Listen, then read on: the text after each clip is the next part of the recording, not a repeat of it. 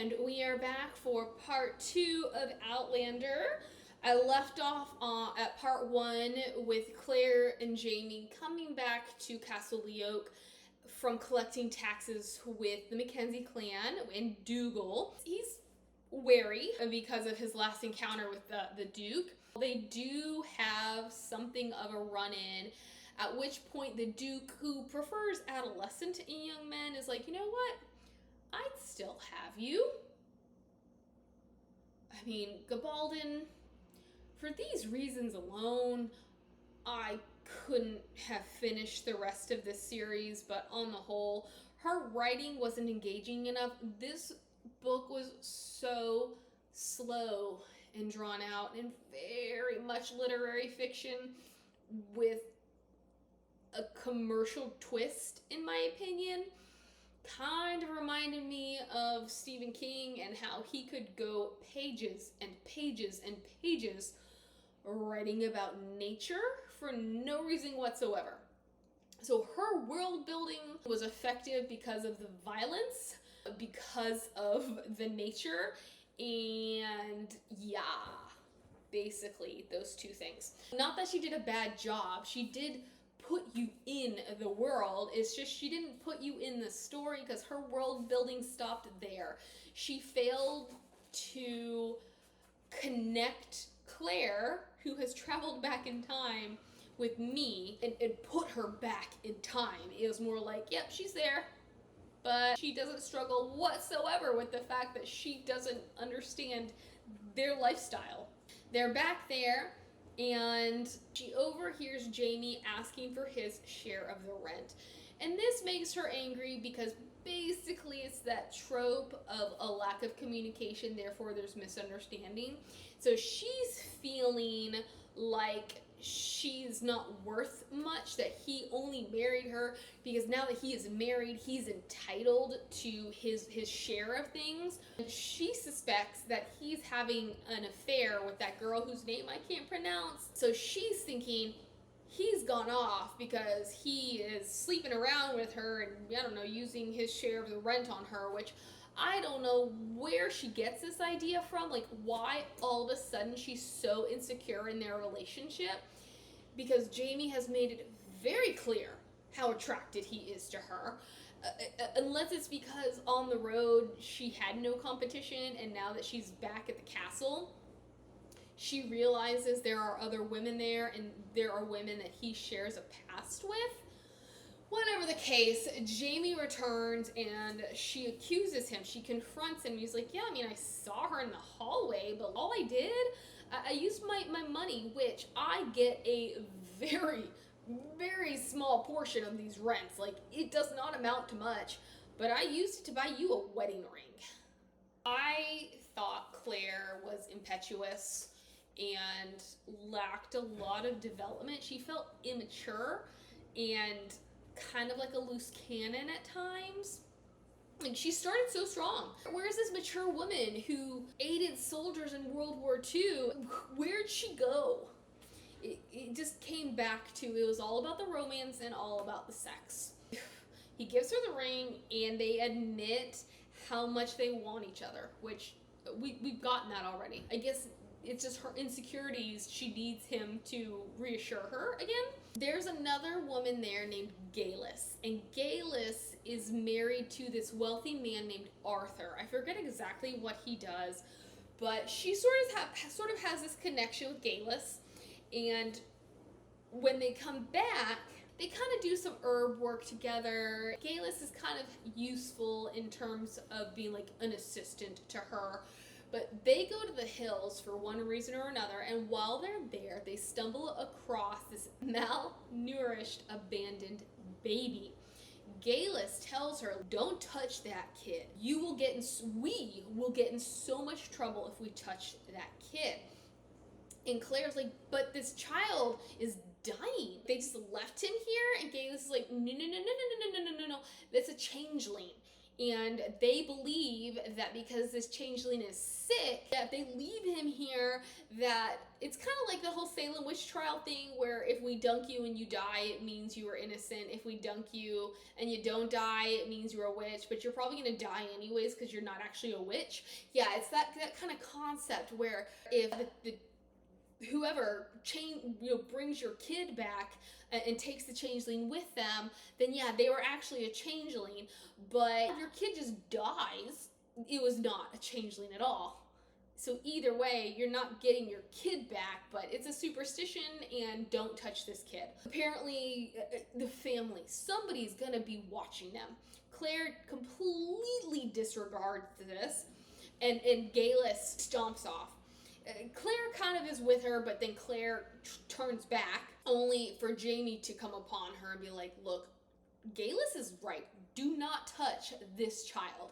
He takes her back home, even though she still thinks it's barbaric. And he's like, but this kid's gonna die. There's nothing you can do for this child. At some point, since they've been back, they had discovered some plants on their bed that Jamie says, that is somebody wishing bad things upon us. Claire goes to Galus because she wants Galus's help to identify what these plants are and like who would wish ill against them. And she stumbles across Galus practicing magic, which, I don't know. This whole witchcraft thing could have been so interesting. But despite how long the book is, it was sort of just glanced over. But it would have, again, gone back to establishing the time period and putting me in this time period. Why is Galus practicing witchcraft? While Claire is there, Galus, because she's also like, what's the story with Claire? She puts her under a spell, but the one thing Claire had noticed about this scent or essence or whatever it is that Galus uses on her, it's basically just filled with opioids. So yeah, basically she just gets Claire high, and Claire in this sedated trance-like state is supposed to reveal her true past, her true story. Well, they are interrupted by Galus's husband, and Galus is in some form or fashion in a state of undress. And he sees her, and he's kind of taken aback, and he's like, I'm gonna leave now. Do we contemplate this at all? No. But that night there is a dinner, and Arthur ends up dying of a heart attack. Not too long after, Jamie's gonna go on a trip, but not before he tells Claire, hey, don't be caught hanging around with Galus. Like, actually, just don't hang around her at all, because people think she's a witch, and I don't want you to get caught up in that mess. However, she's kind of hanging around moping, and she's like, what do I do without my husband? Lagolair, which actually I think I get that name from Lord of the Rings. I've only read the first book, and it was the abridged version, so, but I think that's it. But the girl's name is not Lagolair. I just cannot pronounce her actual name. Claire stumbles across her, and she's like, Galus is sick, and she wants to see you. So Claire is like, what do I do? Rock in a hard place. Do I obey Jamie, or do I go see to this sick woman and see how I can help her? Shows up at Galus's, and Galus is fine. She's like, what are you doing here? Claire's like, I was summoned. I heard you were sick and you needed to see me. And Galus is like, no, I'm fine. At that point, some men show up and they arrest them for witchcraft. They basically arrest Claire because she's there, not actually because they think she's a witch, but time and place, right? The women are put in jail, at which point Claire notices a scar on Galus's arm, which clues her into the fact that Galus can't possibly be native to this time period, because that scar is a smallpox scar. We are seeing more and more things that are making us suspicious of Galus. But they are in the jail, and Galus reveals to Claire that Arthur's funny reaction was because she's pregnant, and she is pregnant with Dougal's child. I think she's also a Jacobite sympathizer, but her whole goal here is to climb the power ladder. She would have preferred Colum, but obviously Colum can't father children. So yeah, she just took Dougal as a consolation prize, thinking, hey, if I have his kid, then I've got sway over him, even though he's married with his own children. And that she also killed Arthur because he was in her way. And he realized that she was with child and there's no way that child could have been his, but she poisoned him. So he died because of her. Which, a little bit, a lot bit of spoiler, but like it's not even for this novel. But since I don't plan on getting into the other novels, she had killed her original husband. And I read some things about some of her future actions. And it seems like she's just a violent woman who will take people down if they're in her way. So I don't know why we're setting her up as something of a sympathetic character here, but she tends to kill her husbands. I guess the first one was violent, abusive, but still, whatever. She's a husband killer. They're in the jail. They get taken to the stocks, and they're both accused of being witches. Ned shows up, and he is trying to fight for Claire. I forget what she does, but she infuriates the crowd and they're gonna kill her. Galus has also tried to come to her rescue and be like, she's not the witch, I'm the witch. But this is when Jamie shows up because somebody had gone to fetch him. Because I was like, how in the world? He's been on like 2 days. How in the world did he show up at that exact moment?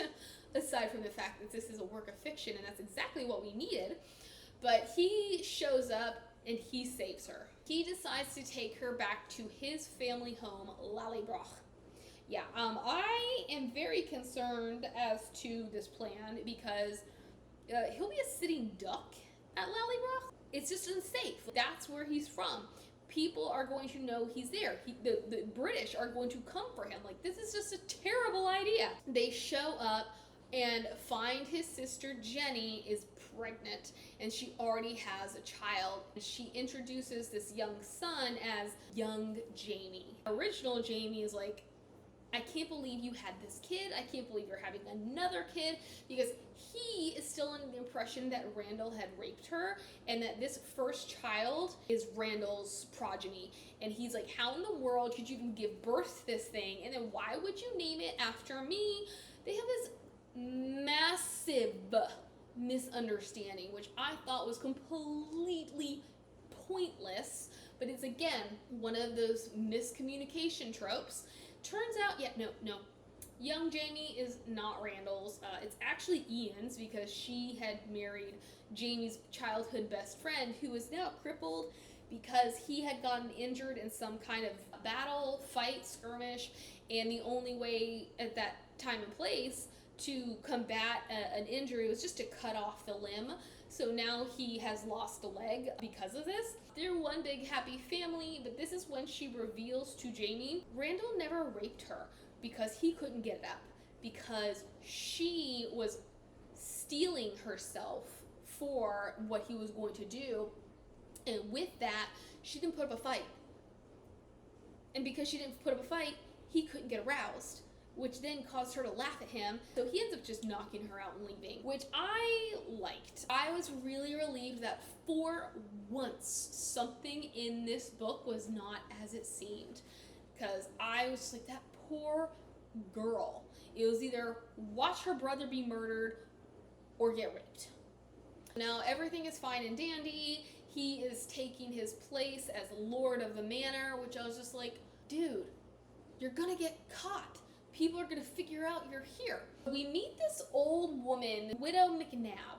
She has her own little storyline. It doesn't really matter, but she asks Jamie to take her grandson on as like a stable hand or something to get him out from under his father's abusive roof. And he's like, yeah, totally, I got you covered. I don't remember exactly what's going on, but Jamie gets kidnapped. They run into the English or the British or whatever they're called, and Jamie gets taken. Jenny has had her child, but she insists on going with Claire to find her brother.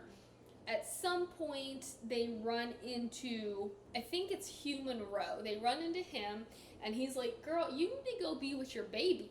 She goes to do that, and Hugh Monroe reveals to Claire that it was the widow McNabb who turned Jamie in.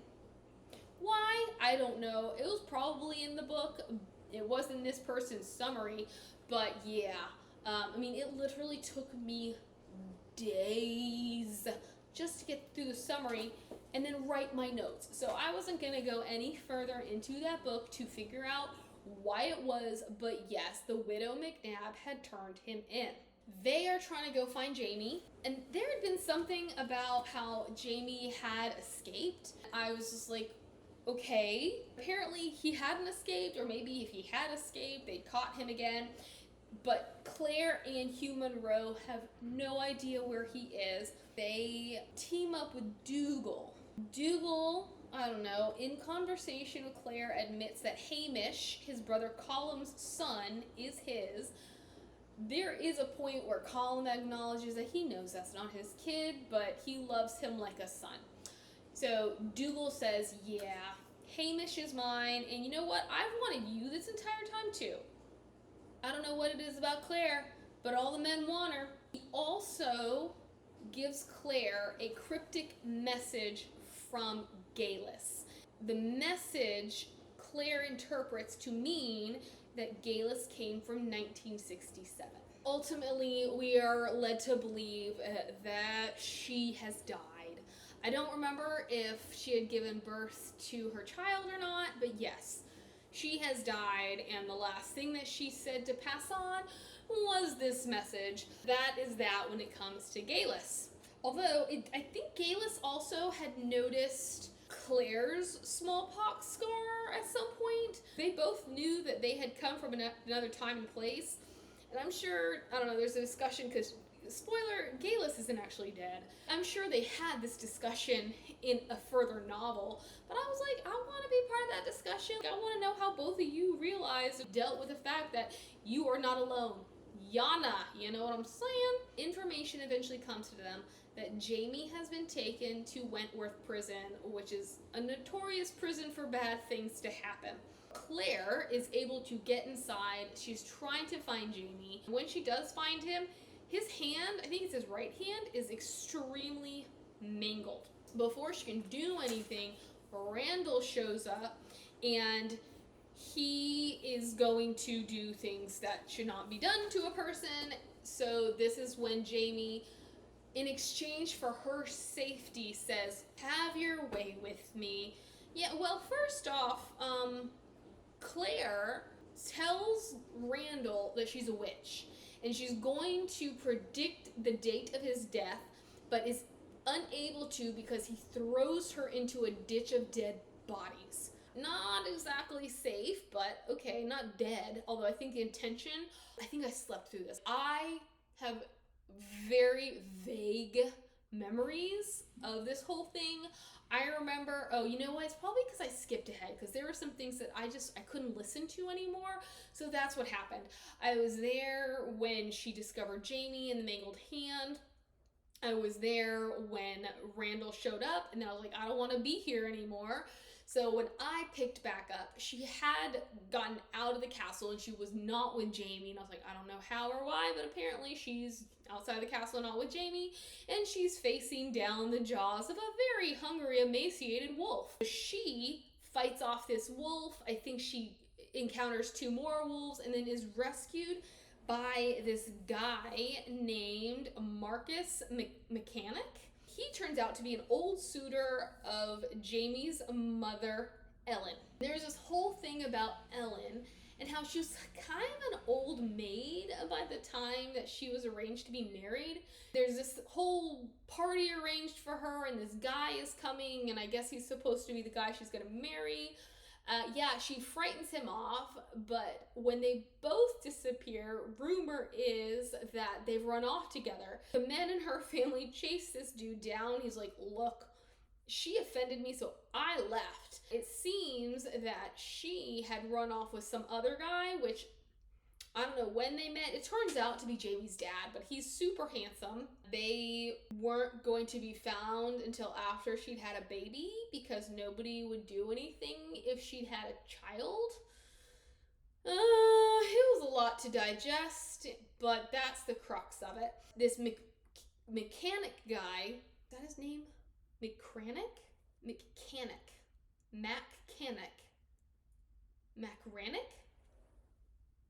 I can't read my own writing. He had been an old suitor. Claire was going to try to bribe him with pearls that Jamie had given her.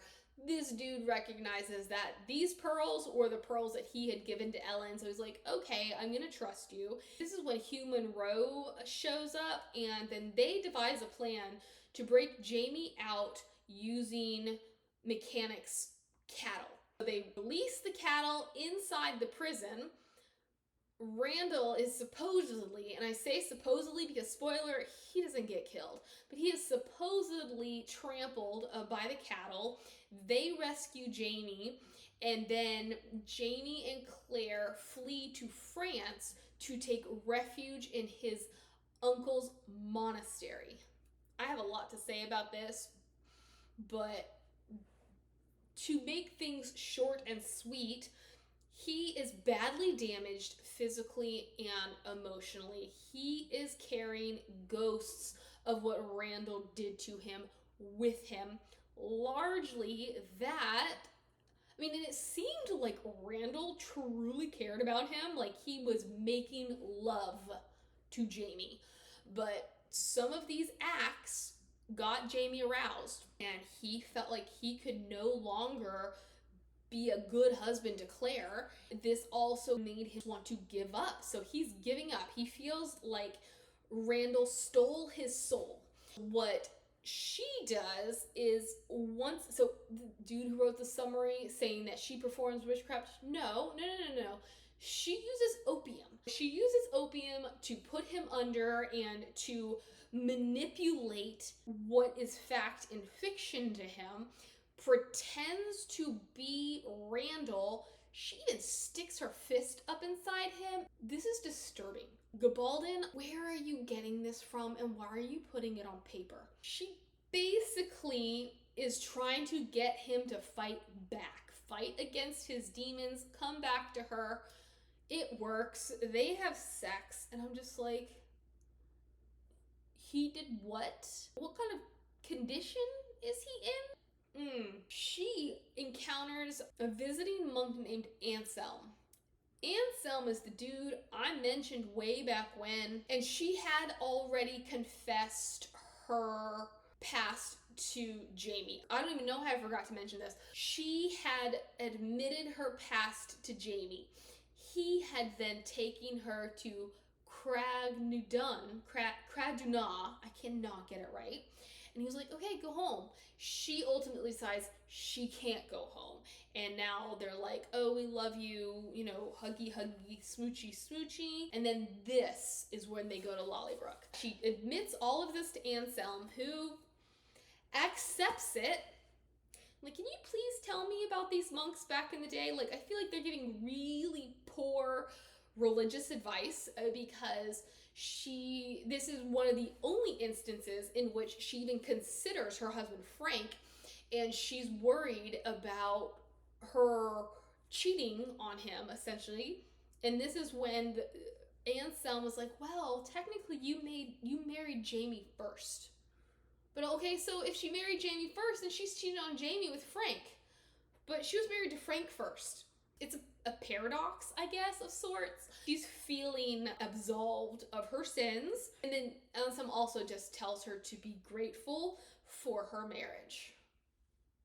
When Jamie's better, he decides to take her to the healing hot springs. They can't keep their hands off of each other. They declare their love for each other.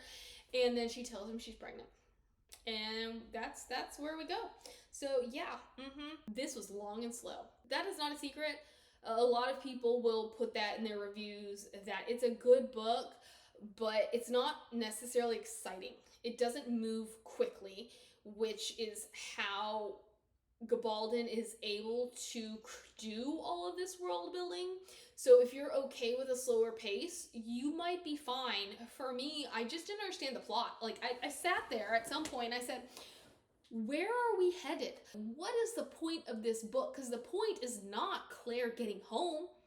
we got to an area where Claire could go home, but after she tries to get there and she falls into the river, she doesn't want to go home anymore. Like, that is not an end game for her anymore. It's only Jamie who says, well, I'm going to take you back. And then she realized, so once she doesn't want to go home anymore, what's the point of the novel? Where are we headed? Except he then gets kidnapped.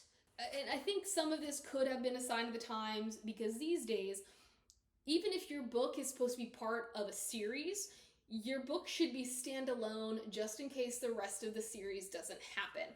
This book was published in 1986, I believe. I'm sure things were different in the publishing industry. Like, if you were gonna have a series, well, then that's totally fine. You don't need to wrap everything up just in case they don't happen. But can I tell you, this is the year of our Lord and Savior, 2025. I think she's publishing her final book this year. 40 years to write 10 books. Granted, each book is like an epic saga unto itself, but yeah, 40 years is a long time to finish your series. Yeah. Anyways, that is that. I have fun things later because I've actually read books that I like. I'd love to know what you guys think about this series. If Outlander was not impressive to you, but you wanted to persevere and read the rest, and if those were better for you, somebody wants to drop a line, I'd love to hear it. So have a great day.